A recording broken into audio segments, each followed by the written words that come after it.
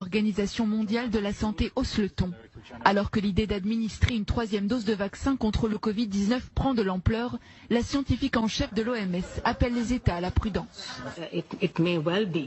Il se pourrait qu'on ait besoin d'un booster après 1 an ou 2, mais à l'heure actuelle, 6 mois après la première dose, rien ne prouve que cela soit indiqué. Nous recommanderons des boosters lorsque nous le jugerons nécessaire.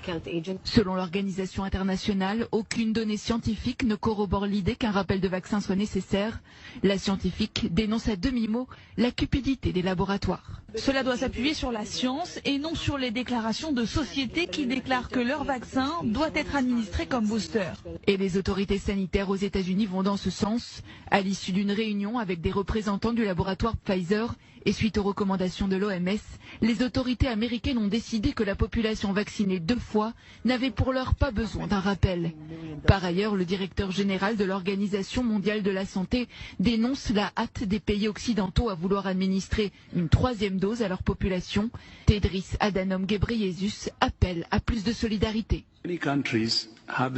Beaucoup de pays n'ont même pas commencé à vacciner leur population et d'autres ont déjà prodigué 2 doses de vaccin à la majorité de leur population et se dirigent vers une troisième, le booster. Ce n'est pas seulement décevant, c'est sérieusement décevant et ça ne fait aucun sens. Là aussi, les laboratoires pharmaceutiques sont montrés du doigt.